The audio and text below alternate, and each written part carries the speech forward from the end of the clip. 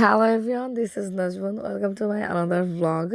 তো তোমরা আমাকে অনেক বেশি যেই কোশ্চেনটা করো সেটা হচ্ছে, আপু তুমি জুঙ্কুকের কনসার্টে গিয়েছিলে, তুমি ওকে সামনে থেকে দেখেছিলে, তোমার ফিলিংসটা কেমন, অ্যান্ড তুমি কিভাবে বিটিএস এর কনসার্টে গিয়েছো, চান্স পেয়েছো, অ্যান্ড তুমি একদম ফ্রন্ট রোতে তুমি কিভাবে চান্স পেলে, বা তুমি ওখানে কিভাবে সিট অ্যারেঞ্জ করলে।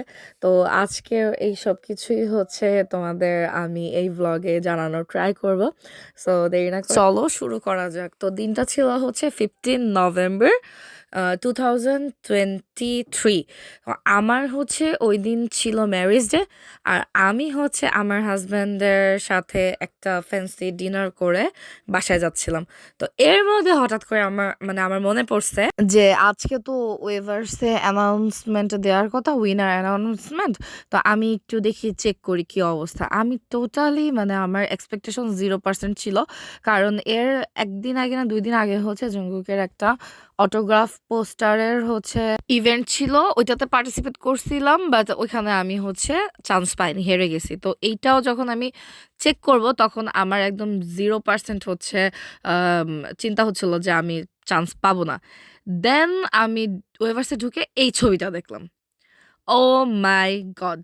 আমি গাড়ির ভিতরে এত জোরে চিল্লানি দিছি একটা, যে আমার হাজব্যান্ড আমাকে বলতেছে যে, "কি হইছে? What happened? ওদি থাসছো? মানে তুমি কি কোথাও ব্যথা পাইছো?" দেন আমি কি বলবো, ওকে কি আনসার করবো? আমি তো কান্না করতেছি। আমি বলতেছি, "ওয়া! জান, আমি চান্স পাইছি।" তো এরপরে বলতেছিল, "ওয়াও মাই গড! রিয়ালি?" তো তখনো পর্যন্ত আমি জানতাম না যে আম আমার সিট কোথায় পড়বে। এখানে অ্যাকচুয়ালি বলে না। যখন এভাবে দেখায় যে তোমার তুমি লটারিটা জিতছো, তখন ওরা সিট নাম্বার-টাম্বার কিচ্ছু বলে না। ঠিক আছে? তো ইভেন্টের দিন আমি ওখানে গেলাম, যে আমি লাইনে দাঁড়িয়ে থেকে ওখান থেকে সিট নিলাম। গিফট ছিল, গিফট দিল। এই সুন্দর ক্যামেরাটা গিফট ছিল। তারপরে এক বক্স চকলেট ছিল। তো আমি তখনো পর্যন্ত নিজের ফেস আসলে এভাবে রিভিল করতে কনফিডেন্স পেতাম না। সো দ্যাটস ওয়াই আমি এভাবে মাস্ক পরে ভিডিও বানাচ্ছিলাম। সো ওখানে অনেকগুলা আর্মি ছিল যারা চান্স পায়নি, বাট শুধুমাত্র জঙ্কুকে দেখতেই আসছে।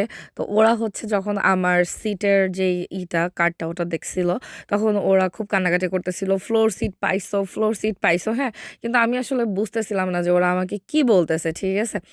তো আমি দেখাই, এইটা হচ্ছে স্টেজ, ফ্লোরের ডিরেকশন। আমি ডি পাইছি, মানে এইখানে আমি দাঁড়াতে পারবো। এইটা স্টেজ, এই পোর্শনে আমি দাঁড়াবো।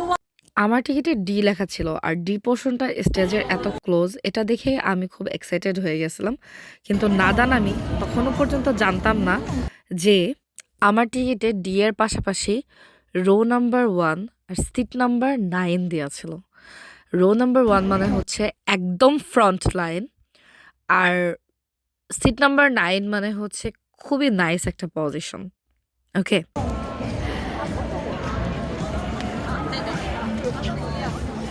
I got the first row, seat number 9, and the floor seat.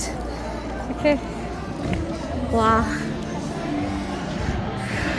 And Jungkook will perform here on this stage. We will be this much close. Okay.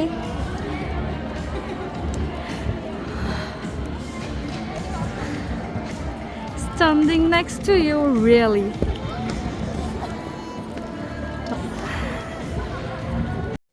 তো এটা আমার কাছে একটা ড্রিম কামস ট্রু মোমেন্ট ছিল। So video বেশি বড় হয়ে যাচ্ছে, আমি এটার একটা সেকেন্ড পার্ট দিব। ওই পার্টে আমি তোমাদেরকে দেখাবো যে জুঙ্কুক আমাকে কতবার নোটিস করছে, অ্যান্ড আমার এক্সপিরিয়েন্স কেমন ছিল। ওকে, আর তোমরা বিটিএস কনসার্ট সম্পর্কে যা যা তোমরা জানতে চাও, সেগুলো তোমরা কাইন্ডলি আমার এই ভিডিওটার নিচে কমেন্ট করে দাও। আমি ওগুলারও আনসার দেওয়ার ট্রাই করবো। ওকে, আমার খুব অস্থির ফিল হচ্ছে, হ্যাঁ, কারণ সিট পাইছি একদম পুরা ফ্লোর অ্যান্ড ফ্রন্ট রোতে এই হচ্ছে স্টেজ, এই হচ্ছে ডিস্টেন্স, এখানে পারফরমেন্স হবে। এটা আমি আসলে স্পিচলেস।